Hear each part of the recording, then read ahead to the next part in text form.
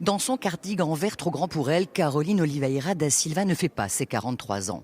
Les cheveux noirs remontés en queue de cheval, le visage émacié souligné par une courte frange, l'accusée, dans son box, prend le temps de répondre à la présidente.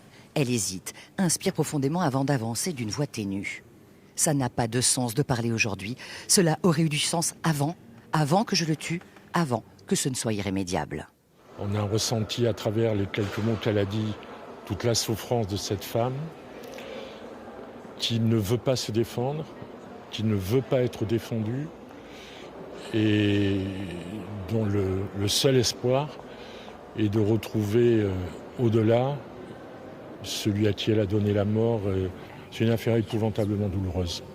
Le tribunal a 4 jours pour essayer de comprendre pourquoi, en mars 2019, cette ancienne secrétaire médicale au CHU de Bordeaux a tué son fils Léo, âgé de 4 ans, avec un cocktail médicamenteux à leur domicile de Mérignac avant de tenter de se suicider.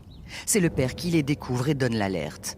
L'instruction, elle, dresse le portrait d'une femme fragile et réservée, isolée dans un huis clos familial, en arrêt maladie pour burn-out et qui culpabilise des problèmes de comportement de son fils. Le père, en invalidité depuis plusieurs années, apparaît lui comme autoritaire et intransigeant. Il est dans ce procès partie civile.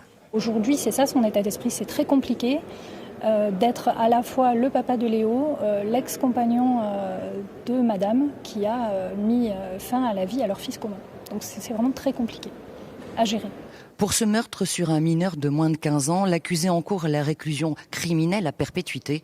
Le verdict est attendu jeudi prochain.